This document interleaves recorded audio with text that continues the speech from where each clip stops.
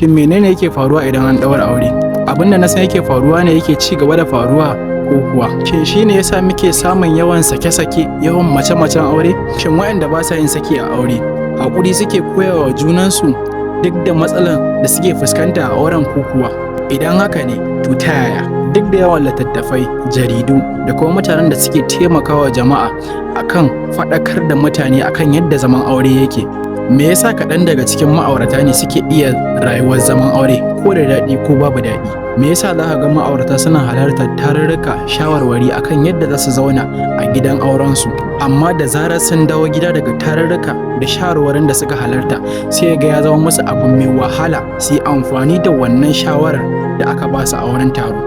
Me yasa wasu za su iya karanta hanyoyi 100 ba ɗaya domin koyon yadda za su nuna wa aboki ko abokiyar zama soyayya, sannan su zaɓi hanyoyi 2 zuwa 3 wadda za su yi amfani da ita wadda suke ganin ya dace, amma a ƙarshe abokin zaman nan sai ya ga bai ma san me ake yi ba? Akwai wanda za ka ga ya aure ɗai har su 3, kuma lokacin da za a yi auren nan, ma'ana kafin a yi auren nan, komai daidai yake tafiya ba wata matsala, amma da zarar an yi auren nan daga baya sai komai ya lalace duk da soyayya da take tsakaninsu. Wasu matan bayan 'yan watanni da yin auren sai ga sun fara ƙorafi, kuma ki sani ƙorafi yana sawa ki fita da garin miji. Abin mamakin shine kafin a yi auren ba za ta taɓa nuna ma wata matsala ba, har ka fara tunanin cewa ba za ka taɓa samun yarinya mai hankali da natsuwa irin ta ba. Irinsu ba za su taɓa maka ƙorafi a waje ba, za su nuna maka komai kai daidai ne, amma da zarar an yi aure komai kai ba daidai ba ne ba, baka iya ba. Irin wannan abin ne yake sawa a rasa soyayyar ma gaba ɗaya. In dai har kana son shawo kan wannan matsalar, to dole ne sai kun koyi zama da juna.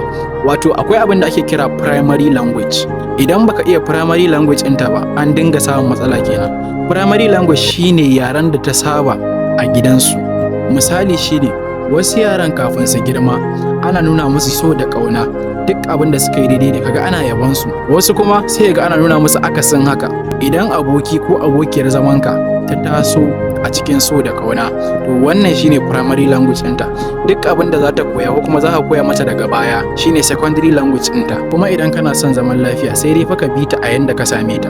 Idan kuma abokiyar zaman taka ta taso a cikin akasin abin da na faɗa, to fa sai dai a hankali ka koya mata secondary language. A wurinka kuma wannan secondary language ɗin da ka koya mata shine primary language ɗinka, tunda shi ka fara koya. Sannan ba za ta taɓa kasancewa kamar wadda aka haifa a cikin yaren ba. Allah ya sa mu dace.